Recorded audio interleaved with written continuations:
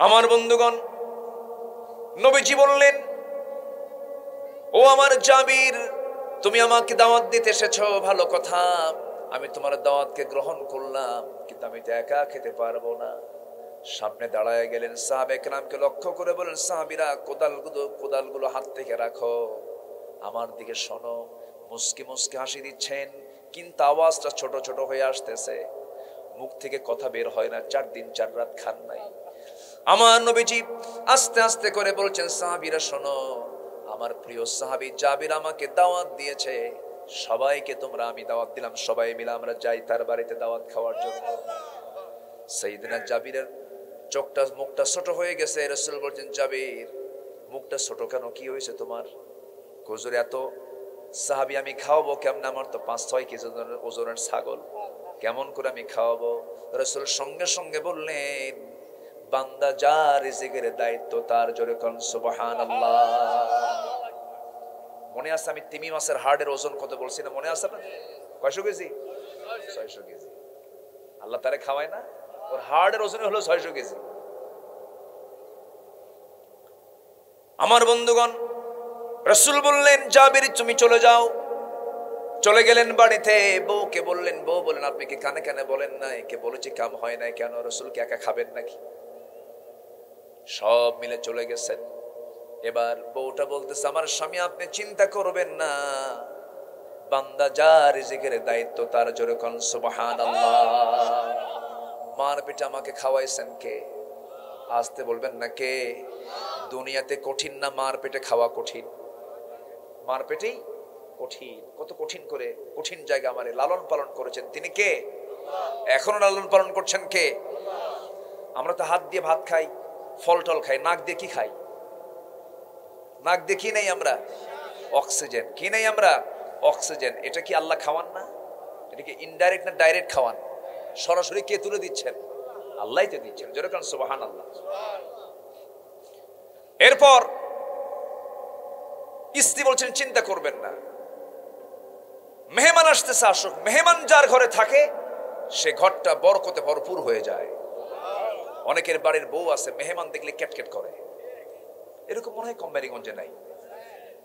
এই বেশি জোরে বলা যাবে না, আশেপাশে তো আছে তারা। মেহমান দেখলে খুশি হওয়া উচিত। মেহমান যার ঘরে থাকে সেই বাড়ির হাড়ির খাবার কখনো ফুরাবে না, এটা মাথায় রাখবেন। আপনি খাওয়াবেন, আল্লাহ আপনাকে খাওয়াবেন। إن الحمد لله الأكرم الذي خلق الإنسان وكرم وعلمه من البيان ما لم يعلم فسبحان الذي لا يحصى امتنانه باللسان ولا بالقلم نشهد أن لا إله إلا الله وحده لا شريك له ونشهد أن سيدنا وحبيبنا ومولانا محمدا عبده ورسوله الذي أرسله بالحق بشيرا ونذيرا وداعيا إلى الله بإذنه وسراجا منيرا فقد قال الله تعالى في كلامه المجيد وفرقانه الحميد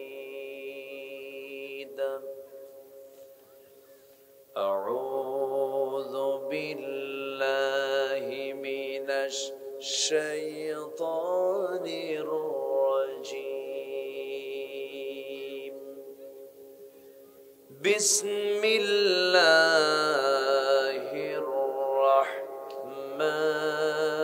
الرحمن الرحيم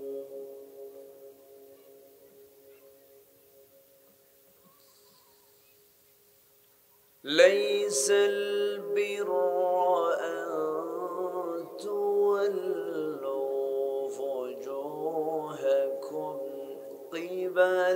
المشرق والمغرب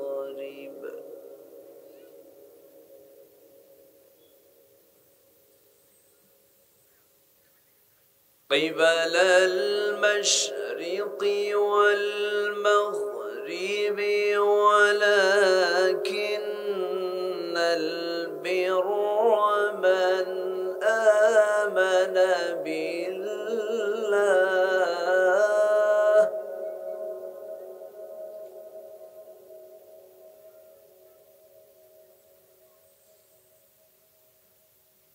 من آمن بالله واليوم الآخر والملائكة والكتاب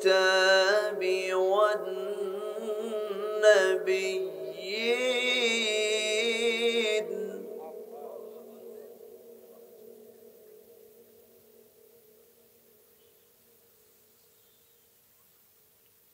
وآتى المال على حبه ذوي القربى واليتامى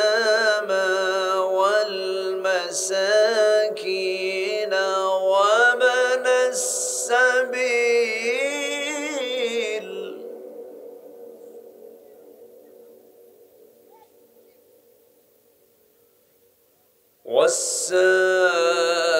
والسائلين وفي الرقاب وأقام الصلاة وآتى الزكاة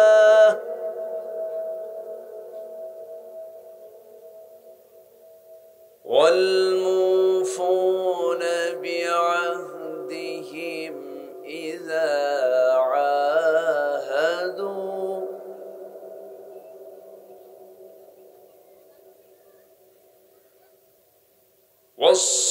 والصابرين في البأساء والضراء وحين البأس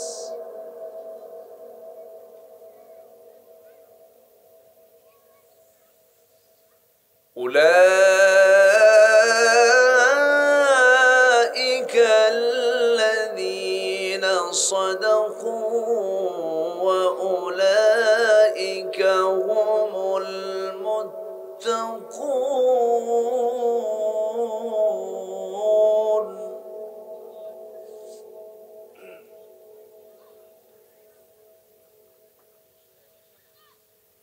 الله أكبر بسم الله الرحمن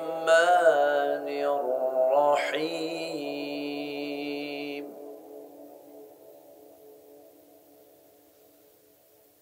إن الله وملائكته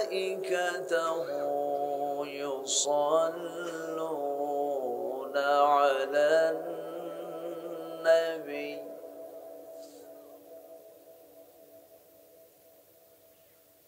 يا أيها الذين آمنوا صلوا عليه وسلموا تسليما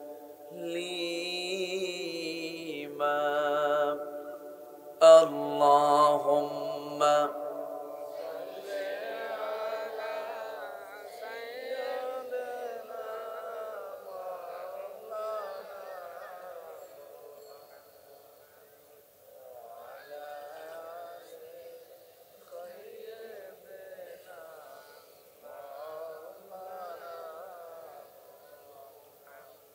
একটু মোহাব্বত দিয়ে নবীর প্রেমে মাতোয়ারা হয়ে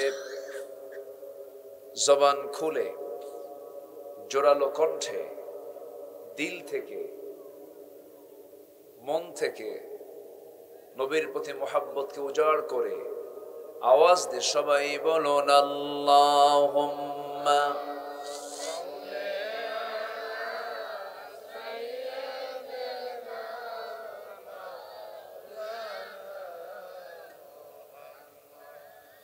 وعلى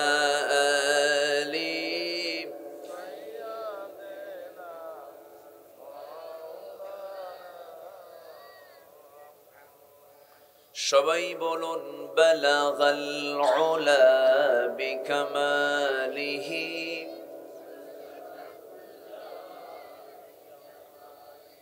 حسنت جميع خصاله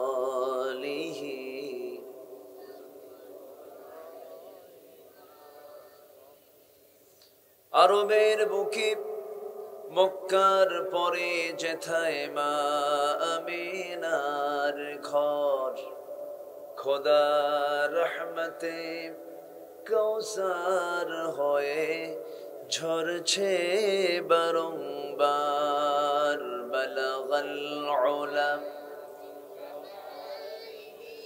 كشفت تجا بجماله حسنت جميع خصاله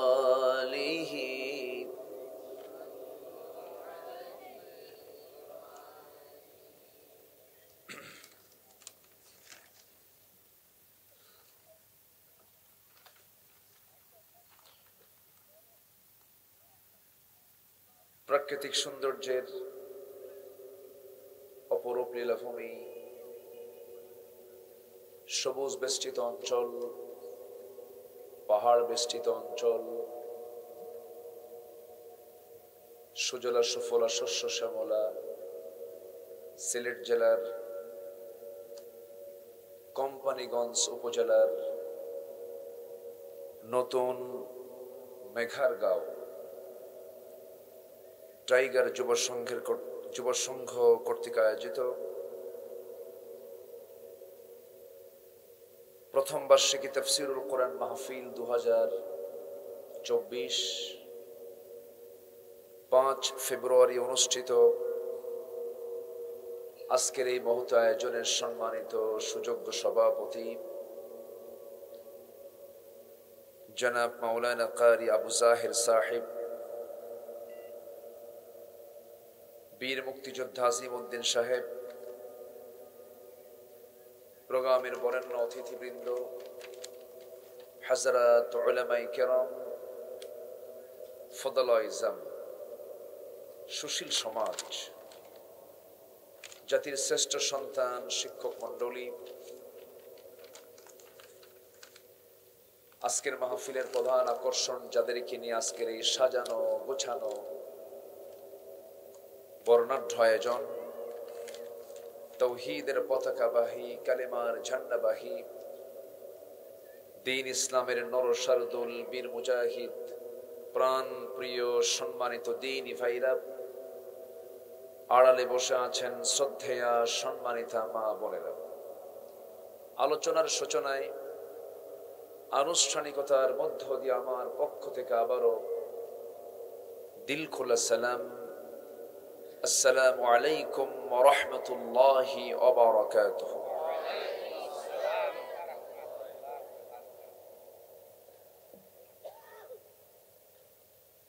সবাই কেমন আছেন?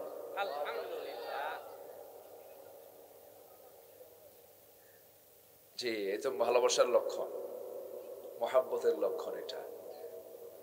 যে আল্লাহ তাআলা আমাকে আপনার মতোই রেখেছেন, বলি আলহামদুলিল্লাহ। মাইকলা কোথায়?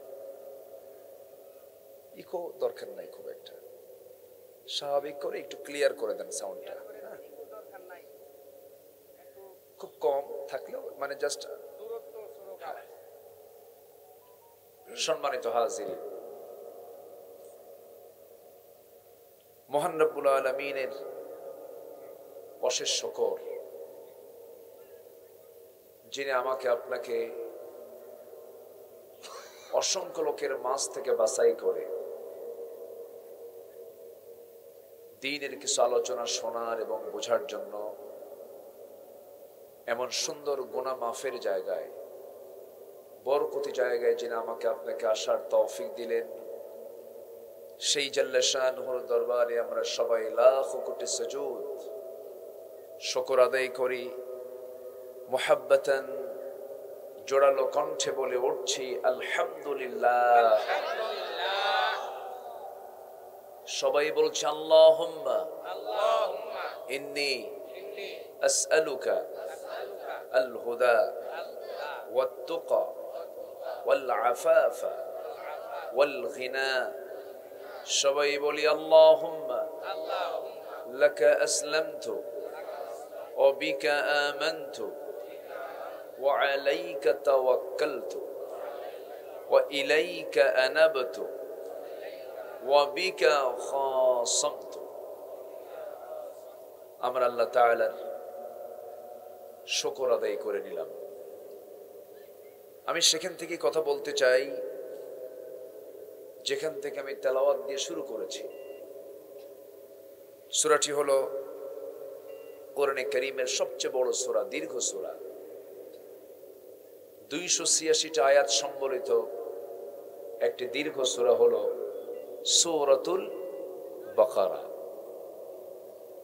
যার শুরু হয়েছে চ্যালেঞ্জ দিয়ে, শেষ হয়েছে দোয়া দিয়ে। এবং যে সূরাটা হলো মাদানী সূরা, এবং আল্লাহ তাআলা এই সূরাতে এমন কোন সাবজেক্ট নাই যা বাদ দিয়েছেন। মোটামুটি ভাবে ব্যক্তি, সমাজ, পরিবার, রাষ্ট্র, রাজনীতি, অর্থনীতি, স্বরাষ্ট্রনীতি, এরপরে মানব জীবনের যতগুলো দিক আছে প্রত্যেকটা দিকেই আল্লাহ তাআলা এই সূরার ভিতরে কম বেশি প্রেজেন্ট করেছেন। সেই 286টা আয়াতের মধ্য থেকে আমি একটা আয়াত শুধু আমি তেলাওয়াত করেছি। এই একটা আয়াতকে সামনে রেখে আমি কিছু কথা বলতে চাচ্ছি। আমাকে সময় দেওয়া যাবে তো ইনশাআল্লাহ? ইনশাআল্লাহ। কারো কোনো সমস্যা নাই তো? ইনশাআল্লাহ। আসুন আমরা সোজা আলোচনার দিকে চলে যাচ্ছি। আমরা যে কিতাব নিয়ে বসেছি এটা কি সাজানো কিতাব? না। কোরআনটা কি অগোছালো না সাজানো? বলেন। সাজানো কিতাব। এটা কি বিক্ষিপ্ত আলোচনা না গোছালো আলোচনা? গোছালো। তিনি কোরআনটাকে সাজিয়েছেন, যিনি আসমানকে সাজিয়েছেন। তিনি কোরআনটাকে আমার আপনার জন্য দিয়েছেন, যিনি সাবআতু আবহুর, 7 সমুদ্রকে যথাস্থানে সাজিয়েছেন। স্থলভাগে আর কত প্রাণী আছে? স্থলভাগে আর কত প্রাণী আছে? জলভাগে তার চাইতে কম না বেশি? একটা প্রাণী আছে তিমি মাছ, নাম শুনছেন তো? তিমি। তিমির হাড়ের ওজন হলো 600 কেজি। কত কেজি খান? হাড়ের ওজন 600 কেজি। একটা প্রাণীর হাড়ের ওজন যদি 600 কেজি হয়, যা ছোটখাটো একটা গাড়ির সমান। সে মিনিটে 8 থেকে 10 বার তার হার্ট বিট হয়। হৃদস্পন্দন, যেটা আমাদের হৃদস্পন্দন হয় না, হার্ট বিট হয়।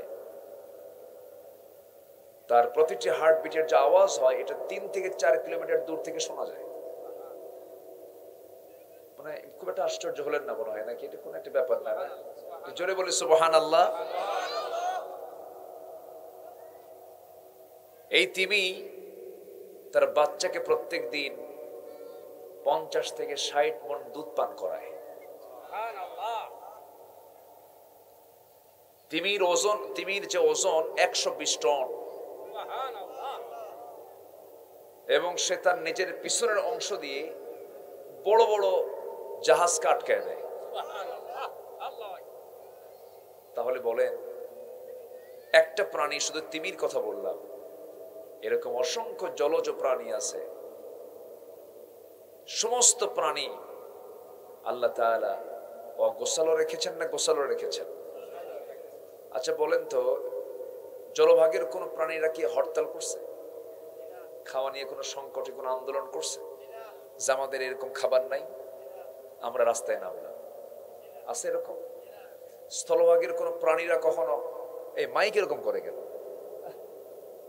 আপনার সাউন্ড আপনি বোঝেন না যে সাউন্ডগুলো ক্লিয়ার হওয়া দরকার?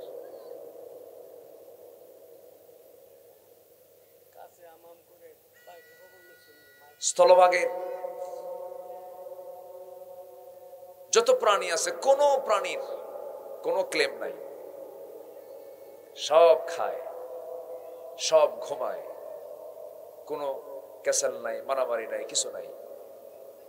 তবে মানুষের মধ্যে এগুলো নাই। আসতে কয় আছে না নাই? কিন্তু সৃষ্টির সেরা কে বলেন তো? সৃষ্টির সেরা কে? মানুষ। তাহলে মানুষ সেরা, অথচ মানুষের মধ্যেই সমস্যা। এতক্ষণ ধরে যা বুঝলাম, সৃষ্টির সেরা হলো মানুষ, আর সমস্যার সেরাও কারা? মানুষ। কোন প্রাণী তসবিহ ছাড়া এক মুহূর্ত থাকে না। ওয়ালাকিন লা তাফকাহুনা তাসবিহাহুম, তোমরা তাদের তাসবিহ বুঝো না, তারা আল্লাহর জিকির করে সর্বক্ষণ। একটা তিমি মাছ কিভাবে আল্লাহ খাওয়াচ্ছেন, আবার ছোট্ট বাবুই পাখি তাল গাছে বাসা বাঁধে, তার লাইফ স্টাইল কি ডেভেলপ, তার বিমানের ফ্লাইটের জন্য ওসমানী কি বিমানবন্দরে নামা লাগে না, ওখান থেকে নেমে যাবার আসবে তা না। বাবুই পাখির ফ্লাইট ও ল্যান্ড করার জন্য কোথাও যাওয়া লাগে না, একদম ওর বাড়ির ঠিক সামনে সে ল্যান্ড করে। সুবহানাল্লাহ বলবেন না? আর আমাদের কোথায় যাওয়া লাগে? যাও, বোর্ডিং পাস নাও, অনুমতি নাও, দুনিয়ার কাহিনী। আর বাবুই পাখির লাইফ স্টাইলটা কি? সে যখন ইচ্ছা হচ্ছে, কাউকে লাগতেছে না, শুধু বাসার সামনে থেকে তার মোটর দানার মতো ওজন, মোটর দানা, ছোট্ট মাথা, ব্রেনের ভিতরে একটা বিমানের সিস্টেম কিছু করা আছে, শুধু ওটাকে চালু করে দেয়, বাস ফ্লাই করলো, যেদিক মন চায় সেদিক যাচ্ছে। সুবহানাল্লাহ বলবেন না? জিকির করে কার? আচ্ছা, বাবুই পাখির খাদ্য গুদাম কয়টা? নাই। হ্যাঁ, নাই। খাদ্য গুদাম আছে? নাই। তাও তো নাই। কিন্তু কোন বাবুই পাখি একবেলা না খেয়েছিল এমন কোন রিপোর্ট আছে? না। তাহলে আল্লাহ তাআলা যদি বাবুই পাখিকে খাওয়ান, বিশাল বড় তিমিকে যদি খাওয়ান, পিঁপড়াকে যদি খাওয়ান, সকল প্রাণীকে যদি খাওয়ান, তিনি কি মানুষকে খাওয়ান না? কিন্তু খাদ্যের সংকট কেন বলেন? আচ্ছা, আমি যে কথাগুলো বলতেছি আপনারা কি রাগ করতেছেন? না না না, এই কথাগুলো কি বলার দরকার আছে না? তাহলে খাদ্যের সংকট কেন? আসলে কি খাদ্যের সংকট না বন্টনের সংকট? বলেন, সম্পদের সংকট না বন্টনের সংকট? বন্টন। বন্টন যদি ঠিক থেকে যায়, সব ঠিক থেকে যেত। বন্টন ঠিক নাই, এই জন্যই সব প্যাঁচ লাগছে। বন্টন করে কারা? সাধারণ মানুষ না নেতারা? আচ্ছা, নেতৃত্ব দিতে গেলে, রাজনীতি করতে গেলে, রাজনীতি কি কোনো পেশা না সেবা? সেবা। আসতে বলে সেবা। পেশা না সেবা? সেবা। আমার দেশে ওরা কি করে? পেশা। আসতে করে পেশা। আমি কিন্তু বলতেছি না, আপনারাই কিন্তু উত্তরগুলো দিচ্ছেন। আচ্ছা, আমার দেশে কোনো কৃষক কি দেশের কোনো ক্ষতি করেছে? না। প্রবাসী গার্মেন্টস শ্রমিক? না। তাহলে প্রবাসী অশিক্ষিত, শ্রমিক অশিক্ষিত, এরপরে কি বলে কৃষক অশিক্ষিত, তারা দেশকে আগায় দিচ্ছে, কিন্তু দেশকে পিছাই দিল কারা? আমার কিন্তু দোষ নাই, সব বলা কিন্তু আপনি বলতেছেন। দেশকে পিছাই দিচ্ছে তারাই যারা কলমের খোঁচা দিয়া, কোরআনের শিক্ষা না নিয়ে, বস্তুগত চিন্তায় বিশ্বাসী হয়ে হাজার হাজার কোটি টাকা লোপাট করছে দেশ থেকে। আছে না নাই? দুঃখ। সম্মানিত ভাইয়েরা, শুধু নামাজ পড়লেই সবকিছু হবে না। নামাজ কিন্তু মুনাফিকরাও পড়ে। আবার এর মানে আমি নামাজকে হালকা করছি না। ঠিক তো কইছেন, নামাজ পড়ার দরকার নাই, নামাজ তো পড়তে হবে। আমার দেশে কিছু লোক আছে, এরা রমজান মাস আসলে পরে একদম শাহজালাল ইয়ামিনী হয়ে যায়। আছে না? মাথা থেকে পা পর্যন্ত একদম বুজুর্গ। আবার হুজুর কিছু ভাড়া করে বলে, হুজুর একটু মক্কায় নিয়ে যান আমারে, আপনার আপ ডাউন টিকিট ফ্রি, একটু আমার সেবা টেবা দিবেন, দেখায় দিবেন, আর এমন দোয়া করবেন, দোয়ার ঠেলা যেন জান্নাত পার হয়ে জাহান্নামে যায়।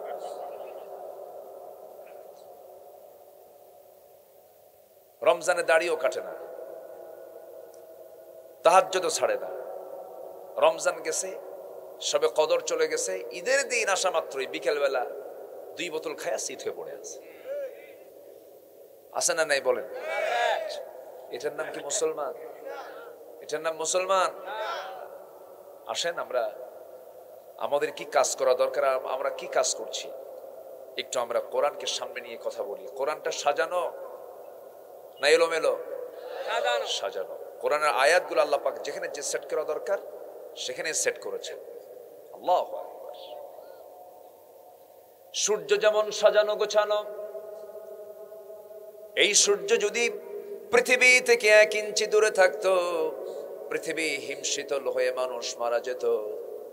আবার সূর্য যদি পৃথিবীর কাছে 1 ইঞ্চি কাছে চলে আসতো, পৃথিবীর মানুষ জ্বলে পড়ে ছারখার হয়ে যেত। আল্লাহ রাব্বুল আলামিন এমন কিছু তারকা রেখেছেন মহাশূন্যে, যে তারকা এত দূরে, যে তারকার আলো আজ পর্যন্ত পৃথিবীতে পৌঁছে নাই। কত দূরে সেই তারকা! এক একটা তারকার পরিধি সূর্যের চাইতে এক একটা তারকা 33 কোটি গুণ বড়।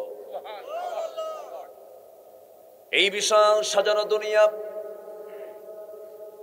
সেই দুনিয়াকে আল্লাহ ডেকোরেট করেছেন। তিনি নিজে বলছেন, যারা পারেন সঙ্গে বলুন, ওয়ালাকাদ যায়্যানাস সামাআদ দুনিয়া বিমাসাবিহ ওয়াজআলনাহা রুজুমান লিশ-শাইতান ওয়া আ'তাদনা লাহুম আযাবাস সাঈর। জোরে বলুন আল্লাহু আকবার। তিনি সেই মহান প্রভু, যিনি আকাশকে অসংখ্য তারকারাজি দিয়ে ডেকোরেট করেছেন, সাজিয়েছেন, সুন্দর করে ডেকোরেট তাকে করেছেন। আমার বন্ধুগণ, সে আল্লাহ তাআলা আসমান সাজালেন, জমিনটা সাজালেন, নদ নদী সাজালেন, সাগর সমুদ্র সাজালেন, গাছ গাছালি সাজালেন। যেখানে যা দরকার সব কিছু দিয়ে দিলেন। কোন মাটিতে কোন ফসল হবে তা দিয়ে দিলেন। নবাবগঞ্জ রাজশাহী অঞ্চলের কি বিখ্যাত বলেন? রাজশাহীর কি? আম। দিনাজপুরের লিচু, দিনাজপুরের লিচু যদি আপনি এই এলাকায় লাগান, ওই স্বাদ আপনি পাবেন না, কারণ মাটির সঙ্গে আল্লাহ তাআলা ওই গাছটাকে অ্যাডজাস্ট করে দিয়েছেন। রাজশাহীর জাম, আমের কত লাভ! এক আম বাগানের মালিক প্রায় 200 বিঘা তার আমের বাগান। আমি তাকে বললাম, মুরব্বী কত পদের আমের গাছ আছে? বলতেছে প্রায় 200 পদের আম আছে। 200 পদ, একটা আম, তার মধ্যে আবার 200 পদ। একই মাটি, একই ফসফরাস, একই ক্যালসিয়াম, একই ম্যাগনেসিয়াম, একই পটাশিয়াম, অথচ পাশাপাশি লাগানো। ওখানে ন্যাংরা ধরে, এখানে খিরসা ধরে, রাজভোগ, রানীভোগ, আর কি আছে, ফজলি, আম্রপালি, ন্যাংরা আছে না, হাড়ি ভাঙ্গা, মাজা ভাঙ্গা। মাজা ভাঙ্গা না, মাজা ভাঙ্গা নাই, হাড়ি ভাঙ্গা আছে। ওটা আমি একটু ঠেলাই কইছি। এই যে আল্লাহ তাআলা কি সুন্দর করে সাজিয়েছেন। কোথাও কি আম গাছে জাম ধরে? জাম গাছে বড়ই ধরে? ব্যস্ত লাগে না। কি সুন্দর করে তিনি সাজিয়েছেন দুনিয়াটাকে। সে আল্লাহ তাআলা কোরআনটাকে সাজিয়েছেন। এটা কিন্তু কম সম কথা না। তো সূরা বাকারার ভিতরে আয়াত সংখ্যা কত বলেন তো? মনে আছে আপনাদের? 286। এর অর্ধেক কত বলেন? 143। আচ্ছা, আপনারা মনে মনে চিন্তা করছেন, হুজুর শুনতে আসলাম ওয়াজ, অঙ্ক শিখান কেন? এরকম চিন্তা করতেছেন নাকি আপনারা? অঙ্ক শেখার দরকার আছে না? আছে, অঙ্ক শিখতে হবে। তাআল্লামুল ফারাইদ ফাইন্নাহা নিসফুল ইলম। ফারায়েজের জ্ঞান অর্জন করো, এটা হলো সকল জ্ঞানের অর্ধেক। অঙ্ক জানতে হবে। দুনিয়াতে যারা অঙ্ক ঠিক নেই, অঙ্ক যে কাঁচা, আখিরাতে তার জন্য জান্নাত পাওয়া কঠিন। দুনিয়ার অঙ্ক ঠিক রাখতে হবে, ওজন ঠিক রাখতে হবে, মাপ ঠিক রাখতে হবে। জমির আইল ঠেলা যাবে না। জমির আইল ঠেলতে ঠেলতে 33-39 বানায় ছাড়ে, আছে না? অঙ্ক ঠিক আছে? অঙ্ক ঠিক না, অঙ্ক ঠিক রাখতে হবে। কোরআন জাল্লার নাজিল করা কিতাব, ঘন্টার পরে ঘন্টা ডকুমেন্ট, ঘন্টার পরে ঘন্টা প্রমাণাদি দিয়ে কথা বলা যেত, সময় তো অল্প। সূরা বাকারার 286টা আয়াত শুরু হয়েছে চ্যালেঞ্জ দিয়া। পৃথিবীর সমস্ত লেখকরা বই লিখতে নিয়া ভুল স্বীকার করে বই লেখেন, কিন্তু আল্লাহ তাআলা এমন কিতাব রচনা করলেন, আল্লাহ বলছেন বান্দা চ্যালেঞ্জ দিলাম, কিয়ামত পর্যন্ত তুই ভুল খুঁজে পাবি না। শেষ করলেন দোয়া দিয়ে, ওয়াফু আন্না ওয়াগফির লানা ওয়ারহামনা আনতা মাওলানা ফানসুরনা আলাল কওমিল কাফিরিন। দোয়া করলেন, শেষে দোয়া দিয়ে শেষ করেছেন। তার শুরুটাও জানলাম, শেষটাও জানলাম।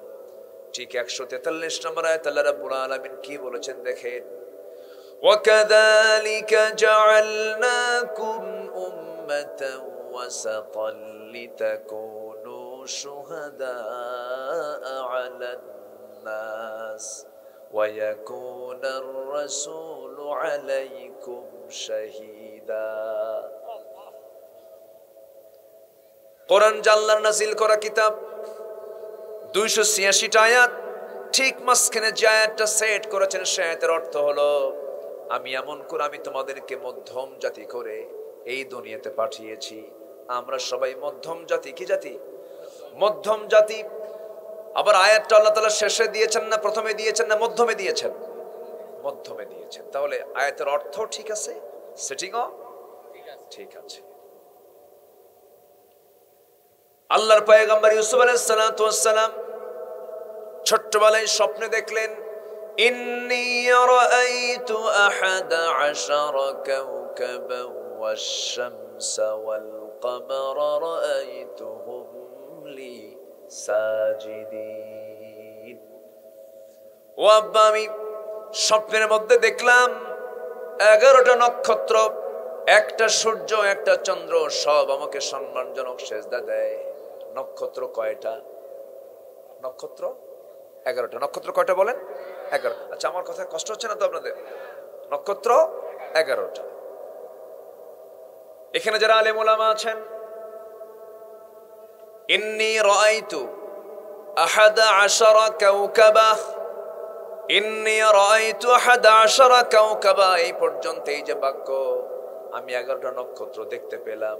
ইন্নী রাআইতু আহাদা আশারা কাওকাবা, এখানে আল্লাহ তাআলা 11টা নক্ষত্রের কথা বলেছেন, এবং এই আয়াতটা লিখতে মোট 11টা নক্তাই লাগে। 11টা নক্তা লাগে। নক্ষত্র কয়টা? 11টা।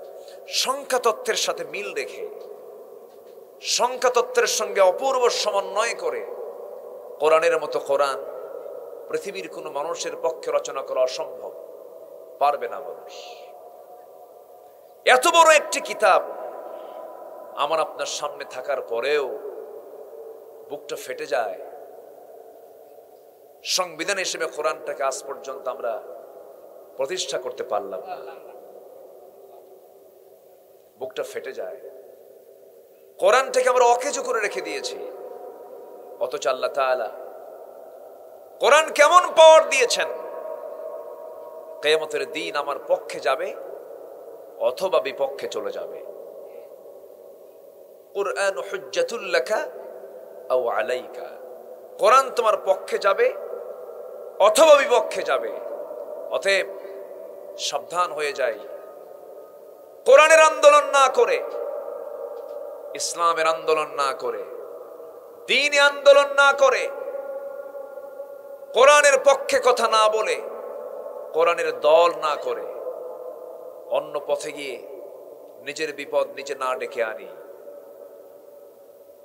মরতেই হবে যখন, আন্দোলন করতেই হবে। সে আন্দোলন করব হলো ইসলামের আন্দোলন। আসতে বলবেন না, জোরে বলেন ঠিক কিনা? একটা দেশ স্বাধীনের জন্য যদি লক্ষ লক্ষ বুকের তাজা প্রাণ ঢেলে দিতে হয়, লক্ষ লক্ষ তাজা প্রাণকে যদি উৎসর্গ করতে হয়, একটি দেশের স্বাধীনতার জন্য, দিন কায়েমের জন্য ত্যাগ স্বীকার করার দরকার আছে না নাই? আসতে বলবেন না, আছে না নাই? কিন্তু বুকটা ফেটে যায় যখন ইসলাম নিয়ে কথা বলা হয়, তখন বলে ধর্মান্ধ। যখন ইসলাম নিয়ে কথা বলা হয় তখন বলে মৌলবাদী। যখন ইসলাম নিয়ে কথা বলা হয় তখন বলে জঙ্গিবাদী। ইসলাম নিয়ে যখন কথা বলে তখন বলে কট্টরপন্থী। নানা দোষে দোষারোপ করার এক মহড়া শুরু হয়েছে আজকে গোটা বিশ্ব জুড়ে। কেন তারা করছে এগুলো? কারণ আছে। দুনিয়াতে ভালো কাজের পরিমাণ বেশি না খারাপ কাজের পরিমাণ বেশি? ভালো করে বলবেন। ব্যবসায়ী সৎ বেশি না অসৎ বেশি? অসৎ ব্যবসায়ী বেশি। মদের কারবার তো আমার দেশে নাই। হ্যাঁ, মদের দোকান। সিলেট জেলায় কি 5 স্টার হোটেল আছে? আছে না? আছে। 5 স্টার হোটেলের 1 নম্বর কন্ডিশন হলো মদ থাকতে হবে। কি থাকতে হবে? মদের বোতল থাকতে হবে। অথচ মদের বোতল হারাম করেছেন আজ থেকে 1500 বছর আগে কে? কে হারাম করেছেন? আল্লাহ করেছেন। এখন মদের যারা কারবার করে তারা কি ইসলাম চায়? না। গোটা বিশ্বব্যাপী মাদক ব্যবসার মূল্য হলো বছরে $321 বিলিয়ন। মদের বিক্রির পরিমাণ বছরে হলো $1600 বিলিয়ন। অস্ত্র ব্যবসা গোটা পৃথিবীব্যাপী $100 বিলিয়ন বছরে। পতিতাবৃত্তি, জেনা, বার্ষিক বিশ্বব্যাপী বাণিজ্যের পরিমাণ হলো $400 বিলিয়ন। জুয়ার কারবার, জুয়া, ক্যাসিনো, তাস, এগুলোতে বার্ষিক বাণিজ্যের মূল্য বিশ্বব্যাপী প্রায় $110 বিলিয়ন। এরপর কম্পিউটার গেমস, এই যে ফ্রি ফায়ার, পাবজি, এগুলো যে খেলে, এগুলোর পিছনে চলে যায় হলো বিশ্বব্যাপী বাণিজ্য হলো $54 বিলিয়ন। তাহলে বৈশ্বিক এই সকল মাদক, মদ, অস্ত্র, পতিতা, জুয়া, কম্পিউটার গেমসের বাণিজ্যিক বার্ষিক বাজার মূল্য হলো $2685 বিলিয়ন। নাউজুবিল্লাহ। তাহলে এই যে হাজার হাজার লক্ষ লক্ষ কোটি টাকার যে ব্যবসাগুলো যারা করছে, এগুলো নিয়ে পতিতা, জেনা, জুয়া, মদ, এগুলো নিয়ে যারা কারবারগুলো করছে, তারা কি কখনো ইসলাম চায়? আমি আপনি ভালো করে চাইলে তো ভালো। আমি আপনি কি চাই? আমি আপনি কি চাই? কিন্তু এলাকায় গান বাজনার, এলাকায় তাসের আসর, গানের আসর করার মতো লোক কিছু আছে না নাই? আচ্ছা, আছে। কিন্তু একটু মন খারাপ করা যাবে না। আমি যদি একটু হক নিয়ে কথা বলি তখন তো একটু গায়ে লাগবে। যদি আপনি গায়ে নিয়ে নেন তাহলে আমার কিছু করার নাই। মন খারাপ করা যাবে না। আমি মেঘারগাঁও টাইগার যুব সংঘ নামটা একটু কেমন যেন মনে হচ্ছে। টাইগার নাম না দিয়া একটা নাম। আচ্ছা, ঠিক আছে, যাই হোক, আমরা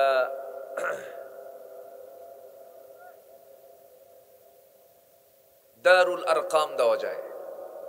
দারুল আরকাম অথবা দারুস সালাম, বাবুস সালাম, আপনার নাম দিতে পারেন।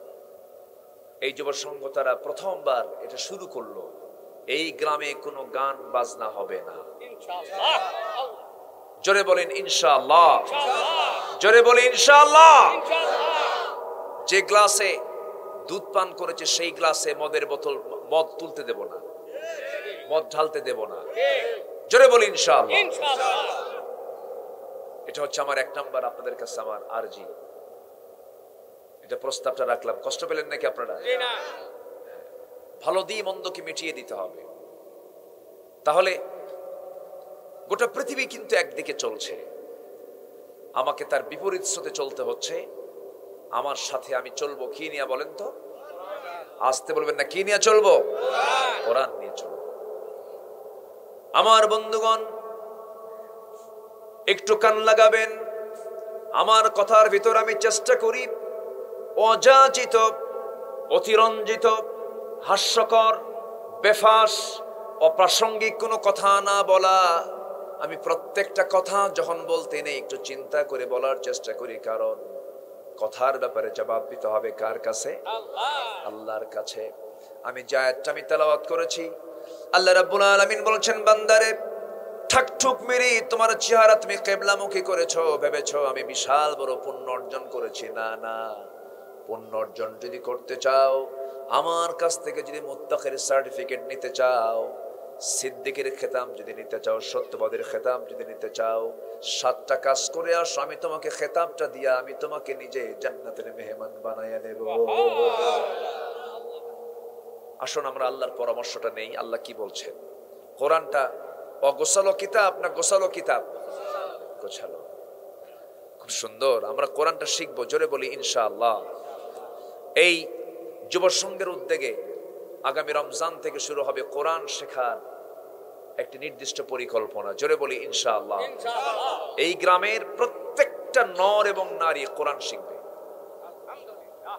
লিখে রাখেন, আমি এগুলো প্রজেক্টগুলো লিখে রাখেন, মাথায় রাখতে হবে। এই গ্রামের প্রত্যেকটা নর এবং নারীর তেলাওয়াত হবে সহিহ। এই চিন্তা মাথায় নিতে হবে, কারণ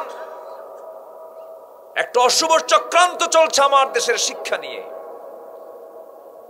আল্লাহ তাআলা নর এবং নারীকে মর্যাদা দিয়ে খালাকনাকুম মিন যাকারি ওয়া উনসা ওয়া জাআলনাকুম শুউবান ওয়া ক্বাবাইলা লিতাআরাফু। নর এবং নারীর মধ্য দিয়ে এই পৃথিবীতে মানুষ আল্লাহ তাআলা বংশধারা চালু রেখেছেন। সেই বংশধারাকে বৃদ্ধাঙ্গুলি দেখিয়ে সিলেবাসের মতো বিভিন্ন ক্লাসের সিলেবাসে মেল ফিমেলের পাশাপাশি ট্রান্সজেন্ডারকে অন্তর্ভুক্ত করার ষড়যন্ত্র করা হচ্ছে। সম্মানিত ভাইরা, মানুষের পরিচয় হবে দুটা, একটা হলো পুরুষ অথবা নারী, মেল অথবা ফিমেল, এই তো পরিচয়। এর মাঝে হিজড়া আছে, এটাকে আমরা কেন মেনে নেব না? মেনে নিচ্ছি আমরা। তাদের সম্মান দিতে হবে, তাদের মর্যাদা দিতে হবে, এটা ঠিক আছে। কিন্তু পুরুষ থেকে মহিলা হবে, বিকৃত হবে, মহিলা থেকে পুরুষ হয়ে বিকৃত হয়ে যাবে। ট্রান্সজেন্ডার মানে ট্রান্সফার। ট্রান্সজেন্ডার অর্থাৎ জেন্ডারকে পরিবর্তন করা, পুরুষ থেকে মহিলা হওয়া, মহিলা থেকে পুরুষ হওয়া, বিকৃত হওয়া। রাসূল এই ব্যাপারে বলেছেন, ওই ব্যক্তির উপরে, ওই মানুষের উপরে আল্লাহর লানত। জোরে কোন নাউযুবিল্লাহ, জোরে বলি নাউযুবিল্লাহ। এর পাশাপাশি আবার আরেকটা বিষয় খুব মাথাচাড়া দিয়ে উঠেছে গোটা পৃথিবীব্যাপী। ভারতে সমকামিতার আইনকে তারা প্রায় পাশ করার পথে, আমেরিকায় পাশ করেছে, ইউরোপের বহু দেশের সমকামিতার আইন তারা সংসদে বিল টেনে পাশ করেছে। পুরুষ পুরুষে বিয়ে করবে, নারী নারীর প্রতি আসক্ত হবে, যা কুত্তার শুয়োরের মধ্যেও নাই। কুকুর শুকরও এমন বিকৃত যৌনাচার আচরণ করে না। তাহলে আজকে মানুষের আচরণ কুকুরকেও হার মানিয়ে দিয়েছে। যে সম্পর্কের ভিত্তিতে মানব বংশ, মানবের জন্ম আটকিয়ে দেওয়া হয়, এই সম্পর্ক কখনো বৈধ হতে পারে না, বৈধ হতে পারে না। এই হোমোসেক্স, এই সেমসেক্স সমকামিতা, এটা প্রথম চালু হয়েছিল আজ থেকে প্রায় 5000 বছর আগে। লূত আলাইহিস সালাতু ওয়াস সালাম, যিনি আল্লাহর পয়গম্বর ছিলেন, প্রেজেন্ট ওয়ার্ল্ডের জর্দানের ডেড সি এলাকা, যারা গিয়েছেন দেখেছেন, সেই ডেড সি এলাকা মৃত সাগর। ফি আদনাল আরদ, কোরআন বলছে এটা হচ্ছে পৃথিবীর সবচেয়ে নিম্নাঞ্চল এলাকা, নিচে চলে গেছে। কেন? ওটা উঁচুই ছিল, কিন্তু তারা সমকামিতা করার কারণে আল্লাহ তাআলা ওদেরকে একসঙ্গে ধরে আকাশে তুলে এমন ভাবে জমিনে গেড়ে দিলেন, জমিন সহ ওদেরকে মাটির তলায় পৌঁছায়া দিলেন। আল্লাহু আকবার বলেন। সেই অপরাধকে আবার পুনরাবৃত্তি করার ষড়যন্ত্র করা হচ্ছে। আমার দেশের ক্লাস 9-10 সামাজিক বিজ্ঞান বইয়ের সিলেবাসে ফিলিস্তিনের মানচিত্র না দেখিয়ে ইসরায়েলের মানচিত্র দেখানো হয়েছে। আমাদের বন্ধু কি ইসরায়েল না ফিলিস্তিন? বলেন বলেন, আমাদের বন্ধুকে? আচ্ছা, ইসরায়েল কি বৈধ? বৈধ না অবৈধ? বৈধ কোনটা? তাহলে ফিলিস্তিনের মানচিত্র না দিয়া ইসরায়েলের মানচিত্র কোন শয়তানরা ঢুকাইছে? সূক্ষ্ম ষড়যন্ত্র কিন্তু চলছে। ঠিক সেই সময় দারুল আরকাম যুব সংঘ তারা কোরআনের ডাক দিয়েছেন। বলি আলহামদুলিল্লাহ। আল্লাহ তুমি এই গ্রামকে কোরআনের গ্রাম হিসেবে কবুল করে নাও। জোরে বলি আল্লাহুম্মা আমিন। সম্মানিত ভাইয়েরা, আমি কিন্তু বহু আগে উঠেছি, প্রায় 1 ঘন্টা হয়ে গেল, কিন্তু ঘড়ির কাঁটা কিন্তু চলে যাচ্ছে। কিন্তু লোকজন আসতে কেন যেন দেরি করে। আমার দেশের জুমার নামাজের সময় দেখেন না, আজান হয় 12:30টায়, আর মুসল্লি হাজির হয় 1:29 29 সেকেন্ডে। আমি কি ভুল বলতেছি? এত সময়ের জ্ঞান তাদের, সময় সচেতন। অথচ জুমার দিনে যে প্রথম সবার আগে আসবে, আল্লাহ তাআলা তাকে একটা উট কুরবানির সওয়াব দিয়ে দেন। তাহলে মাহফিলে যে আগে আসে তার সওয়াব মনে হয় কম না বেশি হবে? বেশিই তো হবে। একটু কান লাগান। তাহলে আল্লাহর কাছে যদি আমরা মুত্তাকি হতে চাই, খোদাভীরু হতে চাই, সত্যবাদী হতে চাই, আমরা 7টা আমল আজকে শিখে যাব। জোরে হারাম করে দিয়েছেন কেন? তার মস্তিষ্ক যদি আউট হয়ে যায় সে তো অমানুষ হয়ে যাবে, অমানুষে আচরণ করবে। এই জন্য আল্লাহ তাআলা মদকে হারাম করে দিয়েছেন। এক বেচারি মদ খায় আর রাত 3টার দিকে বাড়িতে আসছে, দরজায় ডাক দিচ্ছে, দরজা খুলো তো। বউ তো টের পাইছে যে আমার স্বামী আসছে, মদের বোতল খাইছে, দরজা খুলতে নিয়ে ভয় পায়। বড় ছেলেকে ডাক দিয়ে বলে, আব্বা এদিকে আসো, তোমার বাপ আসছে, দরজা খুলে দিতে হবে, আমি তো একা যেতে ভয় পাচ্ছি, আসো একটু। বড় ছেলেকে সাথে নিয়ে দরজা খুলছে, খোলা মাত্রই চোখ এরকম বড় বানায়, মদ তো খাইছে, বউয়ের দিকে তাকায় বলে, আম্মা আসসালামু আলাইকুম। বলবেই তো, ওর তো মাথা ঠিক নাই। বউ কয়, হাই রে আমার পোড়া কপাল, আমার কি পোড়া কপাল, তুমি স্বামী আমার আর তুমি আমারে মা করে মা বলে ডাকো, তোমার কি একটু হুঁশ নাই? তাকায় দেখো তো তোমার পাশে একটা যুবক ছেলে দাঁড়ায় আছে। যুবক ছেলের দিকে তাকায় এখন এই লোডেড মদারু তাকায় বলে, দুলাভাই আসসালামু আলাইকুম। যেরকম নাউজুবিল্লাহ। কেন? সে নেশা করেছে। মনে হয় আজকে মাহফিলের কোনো মেহমান আসছেন না? জি, আলহামদুলিল্লাহ বলি আমরা যে আজকের মাহফিলের বরেণ্য একজন মেহমান তিনি এসেছেন। আল্লাহ তুমি তাকে কবুল করো। জোরে বলি আল্লাহুম্মা আমিন। আচ্ছা আচ্ছা, জি বসেন। আলহামদুলিল্লাহ, বসেন। সম্মানিত ভাইরা, আমি কি আলোচনা চালাবো? কোন আপত্তি নাই তো? জোরে বলি ইনশাআল্লাহ। একটু বসেন। হ্যাঁ বসেন, দ্রুত বসে যান। সম্মানিত ভাইরা, মদ সমস্ত পাপকে ডেকে আনে। সমস্ত পাপের মা হলো মদ। সমস্ত পাপের কি মা? এটা আমার কথা নয়। আল খামরু উম্মুল খাবাইস। আমার রাসূল বলেছেন, আল খামরু উম্মুল খাবাইস। মদ হলো সমস্ত পাপের মা। কেমন করে? কোন এক আল্লাহওয়ালা এক শহরে তার বসবাস। ওই শহরে জঘন্য পতিতা এক নারীর বসবাস। হাজারো পুরুষের জীবন নষ্ট করেছে। সে চিন্তা করলো, এই শহরের বড় একজন আল্লাহর ওলি আছে, দেখি তো ওরা আমি টার্গেট করি। টার্গেট করে পেছে ফালায় দিছে। ঘরের মধ্যে তুলে বলতেছে, তুমি আমাকে নিঃসন্দেহে চিনো কিনা জানি না, আমি হলাম অমুক মহিলা। তোমার সামনে আমি 3টা রাস্তা খোলা রাখলাম, যে কোনো একটা তোমার মানতে হবে। না মানলে আমি এমন চিল্লান দেব, গোটা নগরবাসী তোমাকে দেখে ফেলবে, তোমার মান সম্মান সব শেষ হয়ে যাবে। এবার আল্লাহওয়ালা বলতেছে, তুমি কি আমার সামনে অপশন রেখেছো বলো। এবার সেই পতিতা নারী বলতেছে, নাম্বার 1 মদের বোতল দিলাম, এখান থেকে 1 ঢোক খেলে তোমাকে ছেড়ে দেব। নাম্বার 2, তোমার আমার সঙ্গে তোমার জিনা করতে হবে, অথবা এই যে শিশু সামনে দাঁড়ানো আছে এই শিশুকে তোমার হত্যা করতে হবে। হত্যা, জেনা অথবা তোমাকে মদ পান যে কোনো একটা করতে হবে। বলো কি করবে, কোনটা বলো? আল্লাহওয়ালা চিন্তা করে আমি তো কোনো ক্রমেই খুন করতে পারি না, বড় গুনার কাজ। জেনা করলে তো ঈমান নষ্ট হয়ে যায়, কেমন করে করি জেনা? মদ তো পান করা হারাম, তবে মদের বোতল অন্তত এক ঢোক মেরে এই বিপদ থেকে বাঁচি। বিপদ থেকে বাঁচার জন্য তিনি মদটাকে বেছে নিয়েছেন। মদের বোতল খুলে যখন এক ঢোক মেরে দিয়েছেন, মাথা ঠিক না ব্যাঠিক?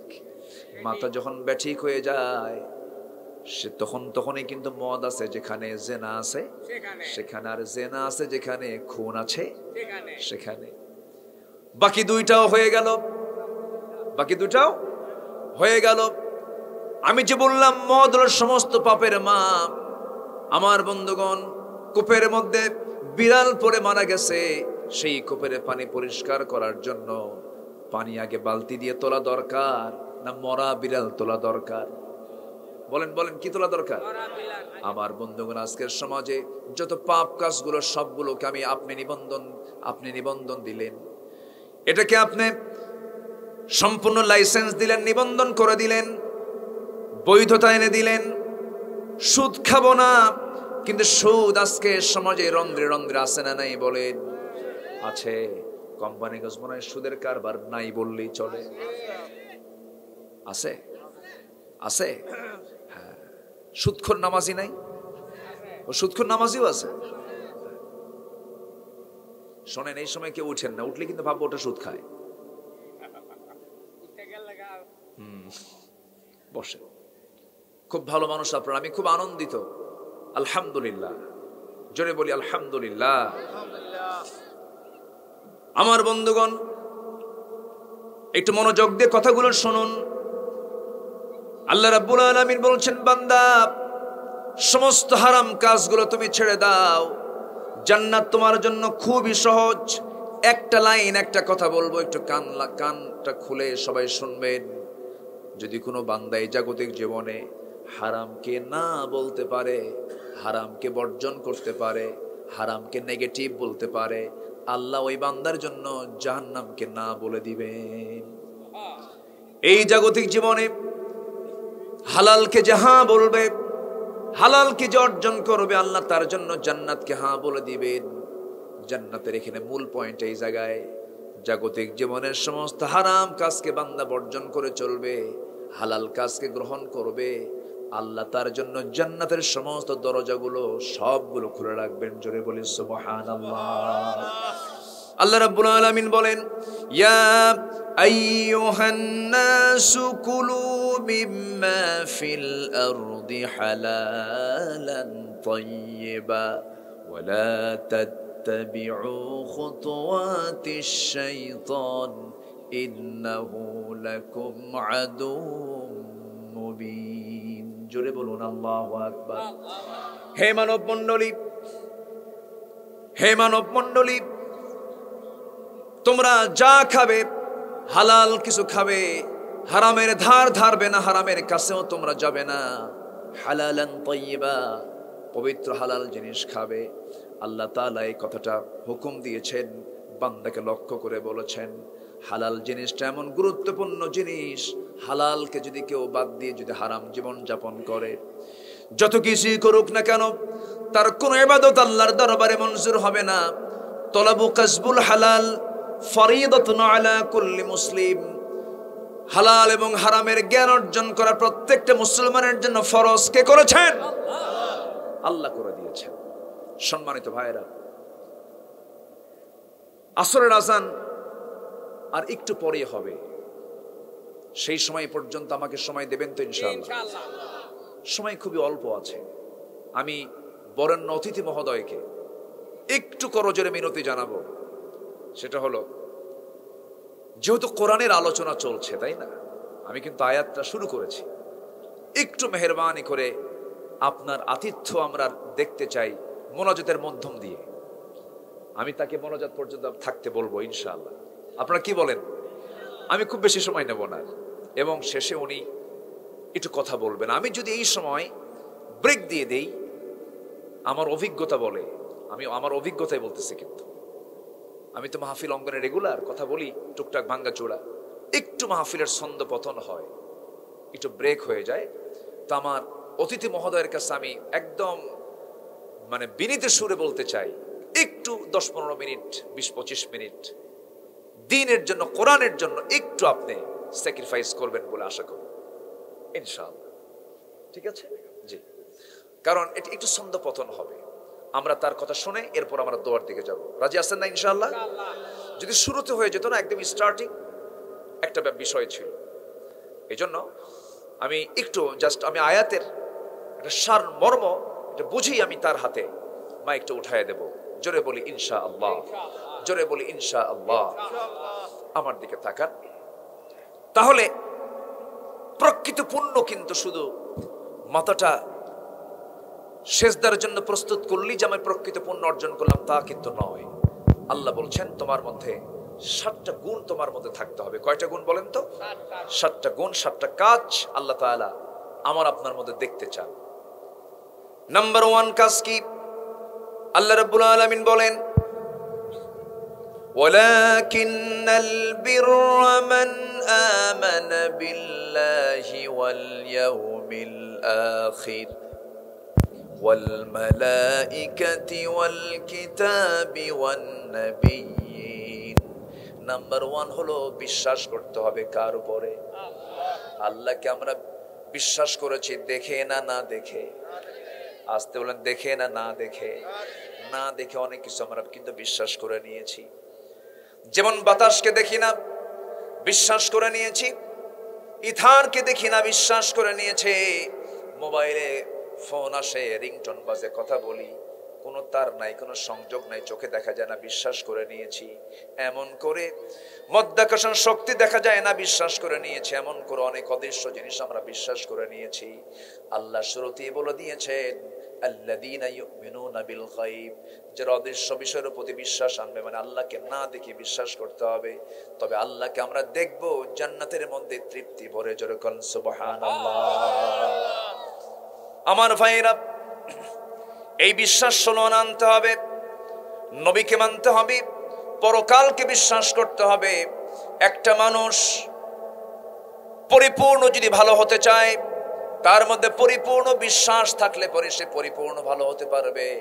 যার ইমানটা যতটুকু পরিপূর্ণ হবে, সে মানুষটা ততটুকু পরিপূর্ণ হয়ে যাবে। পরকালীন বিশ্বাস যদি কারোর মধ্যে পুরো জাগ্রত হয়ে যায়, ওই ব্যক্তির দ্বারা চুল পরিমাণ কোনো অবৈধ কাজ হতে পারে না। আমার বন্ধুগণ, আমি মরে যাব, মরার পরে আমাকে জিন্দা করা হবে। আল্লাহ পাক আমাকে জিন্দা করবেন, জীবিত করবেন, হিসাব হবে, বিচার হবে, পরকাল আছে। এমন জীবন সবার সামনে পড়ে আছে না নাই বলেন? আছে। পরকালীন বিশ্বাস যার মধ্যে যত গাঢ় হবে, সেই বান্দা তত ভালো হয়ে যাবে। পরকালীন জবাবদিহিতা ছাড়া একটা মানুষ কখনো ভালো হতে পারে না, কখনো ভালো হতে পারে না। আল্লাহর সৃষ্টির 2টা পিঠ, একটা হলো ইহকাল, আরেকটা হলো পরকাল। একটা পিঠে আমরা আছি, কিন্তু এই পিঠে থেকে, এই দুনিয়াতে থেকে আমরা টার্গেট করব দুনিয়াকে সামনে রেখে না আখিরাতকে সামনে রেখে চলা। আখিরাতকে সামনে রেখে চলা, কারণ দুনিয়া হলো স্বল্প মেয়াদী প্রজেক্ট, আর আখিরাত হলো দীর্ঘমেয়াদী প্রজেক্ট, যে প্রজেক্টের কোনো শেষ নাই। সেই পরকালীন চিন্তা মাথায় নিয়ে আমাকে আপনাকে চলতে হবে।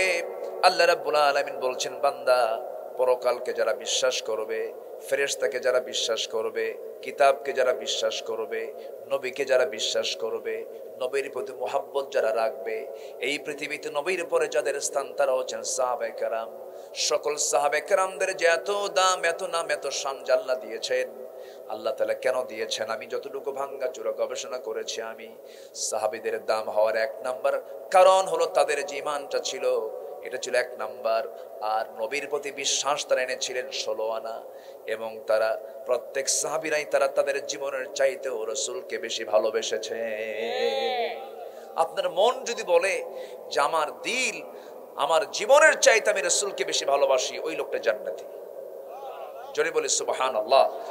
আমার জীবনের চাইতে আমি রাসূলকে বেশি ভালোবাসি, এই চেতনা যদি আমার ভিতরে জাগ্রত হয়, এটা যে বাস্তব হয়, ওই ব্যক্তির দ্বারা কখনো হারাম কাজ সংগঠিত হতে পারে না। চেতনায় রাসূল থাকতে হবে, চেতনায় রাসূলকে লালন করতে হবে, চেতনায় আদর্শে সব জায়গায় রাসূলকে ভাবতে হবে। দরুদ শরীফ পড়লি যে মহব্বত হলো তা নয়, দরুদ পড়লাম মুখে, আদর্শ মানলাম আরেকজনের, এটার নাম মহব্বত, ভালোবাসা নয়। রাসূলকে শুধু নামাজে মানবো, নামাজে আদর্শ মানবো, সমাজে মানবো না, রাষ্ট্রে মানবো না, চিন্তা চেতনায় মানবো না, এটা হচ্ছে ভণ্ডামি, প্রতারণা, দুষ্টামি, ঠিক কিনা? রাসূলকে মানতে হবে এক জায়গায় না সব জায়গায়? সব জায়গায় মানতে হবে। আমার নবীজির প্রতি সাহাবে কেরামের মহব্বত ছিল অন্য ধরনের। নবীজি দুটো জায়গায় সবচাইতে বেশি কষ্ট পেয়েছিলেন তার নবুয়তি জিন্দেগীর 23 বছরে। 40 বছর পর্যন্ত তো তিনি সবার কাছে সম্মানিত ছিলেন, সবাই তাকে দাম দিয়েছে। যে হাজেরা আসওয়াদে গিয়ে চুমা খায় না, এই হাজেরা আসওয়াদ নবুয়ত প্রাপ্তির এই কয়েক বছর আগে এই হাজেরা আসওয়াদটা যখন সংস্কারের জন্য ভাঙ্গার প্রয়োজন হলো, ওয়ালটা ভাঙ্গা হলো, ওয়াল ভেঙ্গে যখন হাজেরা আসওয়াদ বের করা হলো, তখন মক্কার সিটি মেয়র হচ্ছে আবু জেহেল। মক্কার city mayor K? Abu Jahl. এই আবু জেহেলও বলল যেটা কোন গোত্রের নেতা এই হাজেরা আসওয়াদটা এখানে রাখবে। মারামারি লাগছে, চরম মারামারি, কিন্তু ওদের প্রধান গোত্র হলো চারটা। কয়টা? চারটা। এই বিষয় নিয়ে রাসূল পর্যন্ত চলে গেল। কেমন করে? তারা সিদ্ধান্ত নিল যে আগামীকাল সবার আগে সুবহে সাদেকের পূর্বে যে লোকটা এই কাবার মধ্যে ঢুকবে সেই এটার ফয়সালা করবে। কেউ ঢোকে নাই, ঢুকেছেন মুহাম্মদ সাল্লাল্লাহু আলাইহি ওয়াসাল্লাম। সবাই বলল যে মুহাম্মদ আমাদের প্রিয় মানুষ, সেটা আল আমিন আস সাদেক, ঠিক আছে আমরা রাজি আছি। আমার নবীজি কিন্তু বিশেষ ফ্যামিলির সন্তান ছিলেন। কাবার প্রথম যে ঘর, কাবার যে দরজা, দরজার মুখোমুখি সামনে যে ঘরটা, সেই ঘরটা হলো আমার নবীর দাদার ঘর। সুবহানাল্লাহ বলবেন না? এবং আমার নবীর বাড়ি আর আমাদের বাড়ি হলো একই দিকে। আমার নবীর কেবলাও পশ্চিম, আমাদের কেবলাও পশ্চিম। আমার নবীর চোখটা কালো, চোখের মণি, আমাদের চোখের মণিটাও কালো। আমার নবীর মাথার চুল ছিল কালো কালো, আমাদের মাথার চুলও কালো কালো। আমার রাসূল বেশি সাদাও ছিলেন না, বেশি কালো ছিলেন না, ছিলেন মাঝামাঝি কালার। আমাদের কালোর ওরকম, বেশি লম্বাও ছিলেন না, বেশি খাটোও ছিলেন না। এই পূর্বের মানুষগুলো কাবাকে পশ্চিমে রেখে পূর্বের মানুষের সঙ্গে আমার নবীর চেহারার সুরতের অনেকটা মিল ছিল। কেউ তো আলহামদুলিল্লাহ কইলেন না? চরিত্রের আস্তে কয়। তাহলে আগে দরকার কোনটা? চেহারার দরকার না আগে চরিত্র দরকার? বেলালের কি চেহারা ছিল? বেলালের চেহারা ছিল? কিসের ছিল? চরিত্রের ছিল। এই জন্য বেলালকে রাসূল টেনে মুয়াজ্জিন বানায় দিলেন। ইমাম হলেন রাসূল, রাষ্ট্রনায়ক রাসূল ইমাম, আর তারপরের স্থান হলো মুয়াজ্জিন বেলাল। আল্লাহু আকবার বলেন। বর্ণবাদী বৈষম্যের নেতা আমরা নেলসন ম্যান্ডেলাকে বলি। কে বলেছে? পৃথিবীতে সর্বপ্রথম বর্ণবাদী বৈষম্য দূর করেছেন ইন্না আক্রামাকুম ইনদাল্লাহি আতকাকুম, আমার নবী মুহাম্মদ সাল্লাল্লাহু আলাইহি ওয়াসাল্লাম। জানে না এগুলো? এগুলো নতুন করে বিকৃত করা হয় এগুলো। সম্মানিত ভাইয়েরা, সেই নবীজি দুটার সময় সবচেয়ে বেশি কষ্ট পেয়েছিলেন। একটা হলো তায়েফে দাওয়াতি কার্যক্রম চালাতে গিয়ে একটানা 3 দিন 3 রাত তিনি না খাওয়া ছিলেন। আরেকটা হলো মদিনাকে রক্ষা করার জন্য কুরাইশদের আক্রমণ থেকে। বদরেও পারে নাই, হেরে গেছে ওরা। উহুদেও চরম হাড্ডাহাড্ডি লড়াই হয়েছে, কিন্তু তারা খন্দকের প্রান্তরে যখন তারা চলে আসলো, খন্দকের যুদ্ধের সময় আমার নবীজিকে পরামর্শ দেওয়া হলো আপনি ক্যানেল করেন, একটা পরিখা খনন করেন মদিনাকে সেভ করার জন্য। 3 মাইল লম্বা। বদর যুদ্ধের 1 বছর পর উহুদ, তার কয়েকদিন পরে আবার খন্দক। যে দেশে যুদ্ধ লেগেই থাকে সে দেশের অর্থনীতি কি ভালো থাকে না ক্ষতিগ্রস্ত? রাশিয়া ইউক্রেনের কারণে গোটা পৃথিবী আজকে ক্ষতিগ্রস্ত। তো আমার নবীজি কেবল মদিনায় ঢুকেছেন, শুরু হয়ে গেছে যুদ্ধ। কুরাইশরা তাকে নির্মূল করে দিতে চায়। রাসূল শুধু ডিফেন্সে ভূমিকা পালন করলেন। এই মোকাবেলা করতে গিয়ে আমার নবীজির সম্পদও কিন্তু কম ছিল না। আম্মাজান খাদিজার সম্পদ কম ছিল না, এবং জান্নাতের সংবাদ পেয়েছেন 10 জন সাহাবী পৃথিবীতে, ম্যাক্সিমাম সব মিলিয়নার বিলিয়নার। ধনী ধনী সাহাবীরা জান্নাতের সংবাদ পেয়েছেন দুনিয়াতে। ধনী এটা কোনো খারাপ কিছু কিছু কিছু নয়। সম্পদ আজকে যদি চোরদের হাতে না থেকে আল্লাহওয়ালা লোকের হাতে থাকতো, আজকে সমাজের চিত্র এমন থাকতো না। ঠিক কিনা? ইসলামের কিছু রং কনসেপ্ট বোঝানো হয়। ইসলাম মানে অসচ্ছলতা নয়, ইসলাম মানে দারিদ্রতা নয়, ইসলাম মানে অভাব নয়। ইসলাম আছে যেখানে সচ্ছলতা আছে সেখানে। সম্মানিত ভাইয়েরা, আমার নবীজি ওই খন্দকের পরীক্ষা খনন করার সময় এমন ক্রাইসিসে পড়লেন, খাদ্যের সংকট। আমার নবীর পেটে 4 দিন খাবার নাই। বিশ্ব নবীর মতো মানুষ 4 দিন টোটাল পানিও নাই, খেজুরও নাই, খাবার নাই। কিন্তু বুঝতে পায়নি কেউ বুঝতে পারে নাই। নবীজি পেটে পাথর পর্যন্ত বেঁধেছেন। 4 দিন চলে গেছে। এমন সময় একজন সাহাবী কাছে সেখানে বলছেন, হুজুর আমি কষ্ট ফিল করতে পারছি, আপনার পেটে আপনি পাথর বেঁধেছেন, আমি দেখে ফেলেছি জুব্বার নিচে আপনি পাথর বেঁধেছেন। রাসূল বলছেন, ও সাহাবী কেউ জানলো না, তুমি জানলে কেমন? হুজুর আমি আপনাকে খুব কাছ থেকে বুঝি।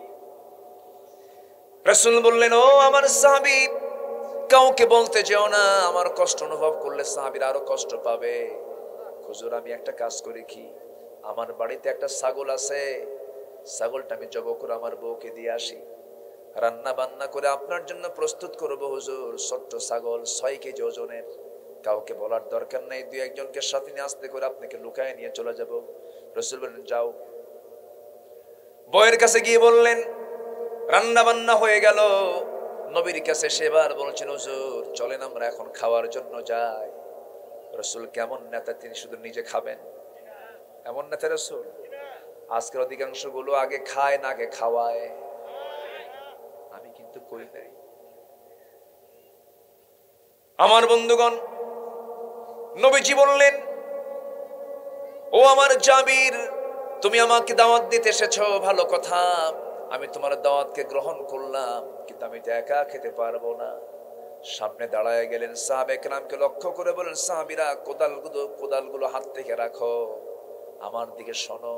মুস্কি মুস্কি হাসি দিচ্ছেন, কিন্তু আওয়াজটা ছোট ছোট হয়ে আসতেছে, মুখ থেকে কথা বের হয় না। 4 দিন 4 রাত খান নাই। আমার নবীজি আস্তে আস্তে করে বলছেন, সাহাবীরা শোনো, আমার প্রিয় সাহাবী জাবির আমাকে দাওয়াত দিয়েছে, সবাইকে তোমরা আমি দাওয়াত দিলাম, সবাই মিলে আমরা যাই তার বাড়িতে দাওয়াত খাওয়ার জন্য। সাইয়েদনা জাবিরের মুখটা ছোট হয়ে গেছে। রাসূল বলছেন, জাবির মুখটা ছোট কেন, কি হয়েছে তোমার? হুজুর এত সাহাবী আমি খাওয়াবো কেমন? আমার তো 5-6 কেজি ওজনের ছাগল, কেমন করে আমি খাওয়াবো? রাসূল সঙ্গে সঙ্গে বললেন, বান্দা যার রিজিকের দায়িত্ব তার, জোরে কোন সুবহানাল্লাহ। মনে আছে আমি তিমি মাছের হাড়ের ওজন কত বলছি না? মনে আছে আপনাদের? কয়শো কেজি? 600 কেজি। আল্লাহ তারে খাওয়ায় না, ওর হাড়ের ওজন হলো 600 কেজি। আমার বন্ধুগণ, রাসূল বললেন, জাবির তুমি চলে যাও। চলে গেলেন বাড়িতে। বউকে বললেন, বউ বলেন, আপনি কি কানে কানে বলেন নাই? কে বলেছি কাম হয় নাই কেন? রাসূল কি একা খাবেন নাকি? সব মিলে চলে গেছেন। এবার বউটা বলতেছে, আমার স্বামী আপনি চিন্তা করবেন না, বান্দা যার রিজিকের দায়িত্ব তার, জোরে কোন সুবহানাল্লাহ। মার পেটে আমাকে খাওয়াইছেন কে? আসতে বলবেন না কে? দুনিয়াতে কঠিন না মার পেটে খাওয়া? কঠিন, মার পেটেই কঠিন। কত কঠিন করে কঠিন জায়গা আমারে লালন পালন করেছেন তিনি কে? এখনো লালন পালন করছেন কে?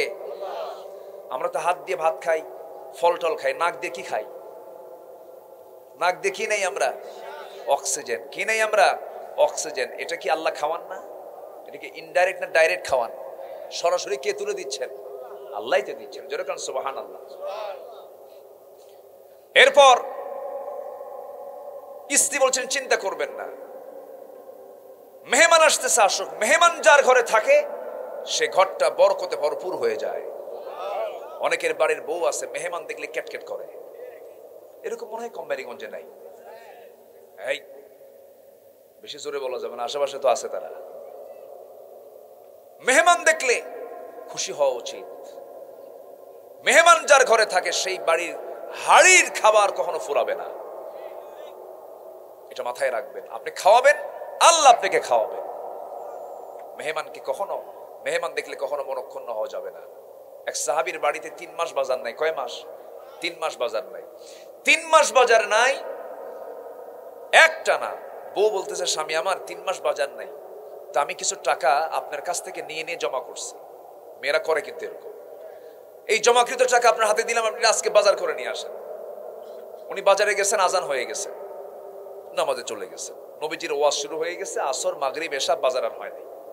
ফাঁকা ব্যাগ নিয়ে আসার সময় রাসূল বলতেছেন, এই তালহা, এই যে আমার একটা সাহাবী, সে অতিথি মেহমান, তাকে নিয়ে যাও, মেহমানদারি করো। আচ্ছা হুজুর, ঠিক আছে দেন।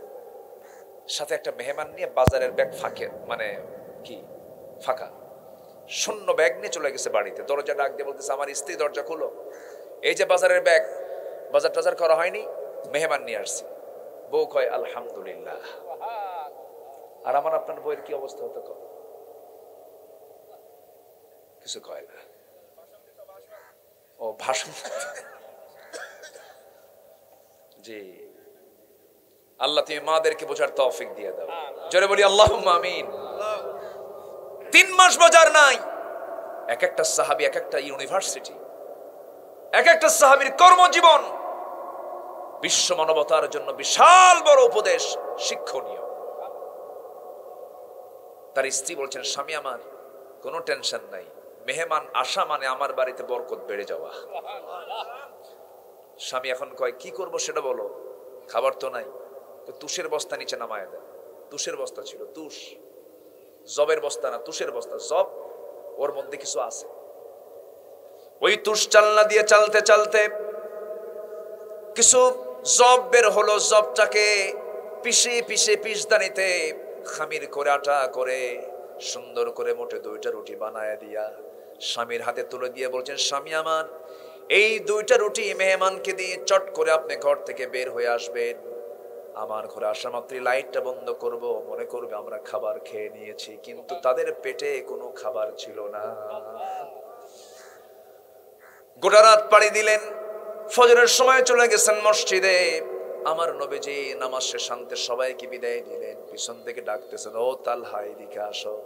তালহা থরথর করে কাঁপতে কাঁপতে বলতেছে, হুজুর মেহমানের সম্মান করতে পারেনি, আপনি আমাকে মাফ করে দেন।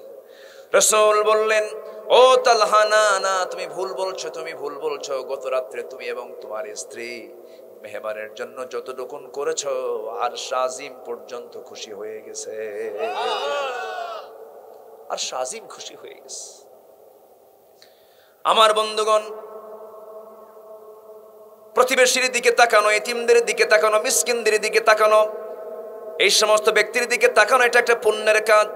নাম্বার 2, নাম্বার 1 হলো ঈমান, নাম্বার 2 হলো সম্পদ খরচ করা। আমার বন্ধুগণ, ওই দিকে জাবির চলে গেছেন বইয়ের কাছে, রাসূল চলে গেছেন তার বাড়িতে দাওয়াত খেতে। 600 সাহাবী না, কয়শো সাহাবী নিয়া? 600 সাহাবী নিয়ে চলে গেছেন। রিজিক বান্দা যা, রিজিকের দায়িত্ব তার। আমি শেষ করে দিচ্ছি। ওয়াকামাস সালাহ, নাম্বার 3 হলো নামাজ কায়েম করা। নামাজকে আমরা সবাই পড়বো না ইনশাআল্লাহ? নামাজ পড়বেন কারা কারা? একটু হাত তুলে দেখেন তো দেখি। আরে তাকবীর, দিন ইসলাম, দিন ইসলাম জিন্দাবাদ, আল কোরআনের আলো, আল্লামা আব্দুল্লাহ আমিন সাহেব জিন্দাবাদ, জিন্দাবাদ। আরে তাকবীর। আমার নাম আবার বলার কি দরকার? আমরা নামাজ পড়বো তো ইনশাআল্লাহ? সবাই রাজি আছেন তো? বেনামাজি মুক্ত গ্রাম, আমরা এই গ্রামকে দেখতে চাই। বেনামাজি মুক্ত গ্রাম, এই গ্রামে কোনো বেনামাজি থাকবে না, ঠিক কিনা? জোরে বলি ইনশাআল্লাহ। বিন্দু থেকে সিন্ধু হয়, এখান থেকে আমরা শুরু করব কার্যক্রম। জোরে বলি ইনশাআল্লাহ।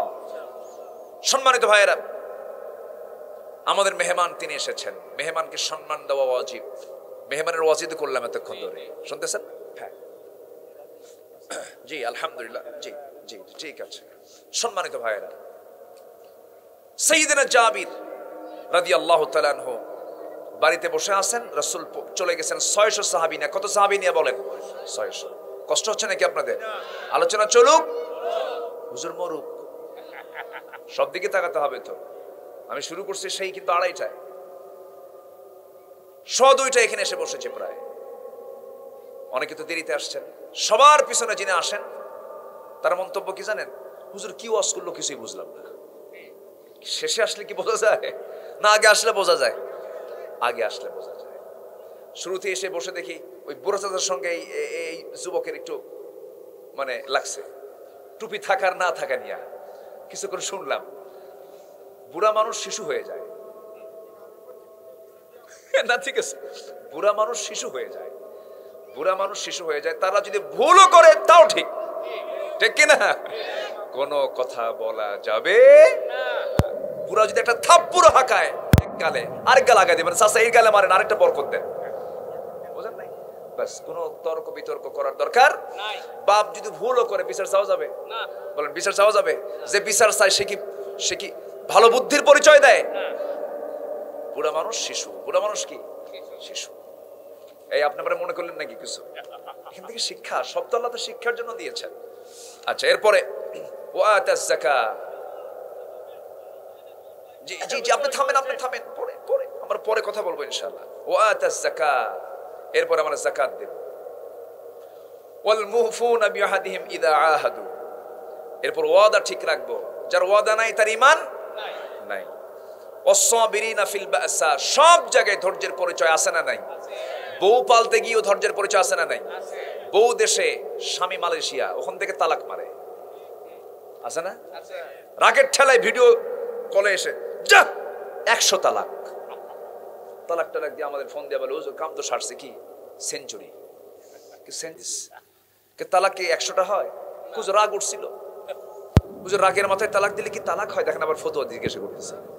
আচ্ছা, কি তালাক কি মহাব্বতের জিনিস? বউকে আস্তে করে ডাক দিয়ে কয়, বউ তুমি রাগ করো না, তোমার না তালাক দিলাম। এরকম করে তালাক দেয় কেউ? ধৈর্য।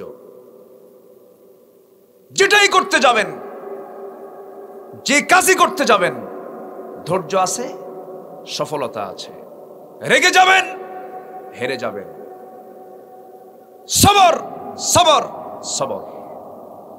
আপনি যদি হজম করতে পারেন, পৃথিবীকে আপনি জয় করতে পারবেন। আল্লাহু আকবার বলেন। প্রকৃত বিজয়ীকে জানেন? প্রকৃত সাহসী বীরকে জানেন? প্রতিশোধ যে নিল তা না, প্রতিশোধ নেওয়ার যোগ্যতা থাকার পরেও যে অন্যকে ক্ষমা করতে পারলো সে হচ্ছে সবচেয়ে বড় বীর। আল্লাহু আকবার বলেন। প্রতিশোধের মজা তো কিছুক্ষণ থাকে, আর প্রতিশোধ নিলেন না, ক্ষমা করে দিয়েছেন, সারা জীবন মজা পাবেন। ধৈর্য। আল্লাহ তাআলা 7 গুণের জন্য বলছেন উলাইকাল্লাযিনা সাদাকু, এরা সত্যবাদী, এরা হলো মুত্তাকি। জোরে কোন আলহামদুলিল্লাহ। এখন দাওয়াত খাওয়াটা শেষ করি নাকি? আর বাড়িতে জাবেরের বাড়িতে, কি সুন্দর করে, গ্রামের মানুষ তো মনে রাখছেন আপনারা। রাসূল তাকে খুব ভালোবাসতেন। একদিন বুড়া উটের উপরে চড়ছে হলেন জাবের। সবাই আগে আগে যাচ্ছে উটের পিঠে চড়ে, মদিনার দিকে আসতেছেন। জাবের বলেন, হুজুর আমার উটটা বুড়া, চলে না, নড়ে না, একটু দোয়া করে দেন তো। আমার নবী যে লাঠি দিয়ে মারলেন ঘুতা, এক ঘুতায় সবার আগে জাবেরের উট মদিনায় পৌঁছে গেছে। রাসূল বলেন, জাবের উটটা আমার কাছে বেচবা? হুজুর এখনই তো তাজা হলো, তোমার তো উট বুড়া হয়ে গেছে। রাসূল মজা করতেন, কিন্তু তোমার উট তো বুড়া হয়ে গেছে, দিয়ে দাও। কি ঠিক আছে হুজুর, আপনি যখন চাচ্ছেন বিক্রি করলাম, ধরো টাকা দিলেন। উট নিয়ে বলতেছেন, জাবের তুমি আমাকে এত ভালোবাসো, তুমি আমার মনের বিষয়গুলো বুঝো, আমার দুঃখগুলো তুমি ফিল করো, আমি তোমার কাছ থেকে উটটা আমি নিলাম, আবার টাকা আমি তোমার কাছে টাকা দিলাম, উটটা নিলাম, এটা কেমন হয়? টাকাও দিলাম, তোমাকে উটটাও দিয়ে দিলাম। রাসূল খুব মিশুক ছিলেন। বাবার ঋণ শোধ হয় না জাবিরের, সব ঋণদাতারা আসছে, বাপ মারা গেছে, যে খেজুর বাগানের খেজুর আছে তা দিয়ে পোষাবে না। দূর মেরে এসে বলছে, হুজুর আমার তো কাম সারা, ঋণদাতারা সব এসে বসে আছেন, কি করা যায়? তোমার খেজুর বাগান কোথায়? আমারে নিয়ে যাও। রাসূল শুধু খেজুর বাগানে একদিন দিয়ে ঢুকলেন আর বের হলেন, গোটা বাগান গাছ খেজুর দিয়ে ভরে গেছে। বরকত দেওয়ার মালিক কে? আল্লাহ। কে দিবেন বরকত? আল্লাহ তাআলা। সম্মানিত ভাইয়েরা, জাবের রাদিয়াল্লাহু ঘরে বসা, রাসূল দরজায় গিয়ে বললেন, জাবের প্রচন্ড ক্ষুধার্ত আমরা, রান্না বান্নার কি খবর বলো? খুঁজে রান্না বান্না তো শেষ, কিন্তু 6 কেজি ছাগল, কয় কেজি ছাগল, উপায় তো নাই। আমার নবীর হাতের বরকত নাই? বরকত কে দিয়েছেন? আল্লাহ দিয়েছেন। আমার নবীজি শুধুমাত্র বলে দিলেন, জাবির তোমার বউকে বলে দিবা যে হাঁড়িতে ছাগল গোশত রান্না করেছে সে হাঁড়ির ঢাকনা যেন ঢেকে রাখে, না যেন টান দেয়। যে রুটিগুলো রেখে হাঁড়িতে রেখে দিয়েছে তার ঢাকনা যেন না উঠায়। আজকে বন্টনের দায়িত্ব আমি কাউকে দেব না, আমি রাসূল নিজে বন্টন করে আমি সবাইকে খাওয়াবো। রাসূল কখনো আগে খেতেন না। আম্মা জান আয়েশা বলেন, আমি নবীর বউ ছিলাম কিন্তু রাসূল আমাকে কোনোদিন আমাকে আগে না খাওয়ায় নিজে খেতেন না। বউ কেন ভালো হবে না? আম্মা জান আয়েশা বলেন, আমি রাসূলকে কখনো আগে সালাম দিতে পারতাম না, আগে তিনি সালাম দিতেন। এই অভ্যাসগুলো যদি আমরা পরিবারে রাখি, পরিবারটা জান্নাতের টুকরা হয়ে যাবে। পরিবারকে সময় দেব আমরা বেশি, এই জামানায় কিন্তু পরিবারকে সময় দেয় কম। সন্তানকে সময় দেব বেশি, তাছাড়া গাঁজা খাবে, ইয়াবা খাবে, নষ্ট হবে। পরিবারকে আমরা কোরআন দিয়ে, ইসলাম দিয়ে সাজাবো। জোরে বলি ইনশাআল্লাহ। ভালো বন্ধু খুঁজবো, জোরে বলি ইনশাআল্লাহ। দুনিয়াতে যার ভালো বন্ধু আছে কিয়ামতের দিন তার কাজে লাগবে। আল্লাহু আকবার বলেন। ভালো বন্ধু যদি জান্নাত পায়, আল্লাহ বলবেন, এই বান্দা তুই জান্নাতে যাচ্ছিস, তোর বন্ধু নাই? হ্যাঁ আছে তো আল্লাহ। তো তুই একা যাবি কেন? তোর বন্ধুকে সাথে নিয়ে যা। সে বন্ধু আবার গাঁজাখোর হলে হবে না, কিন্তু আল্লাহ হতে হবে। আল্লাহ তুমি সবাইকে বোঝার তৌফিক দাও।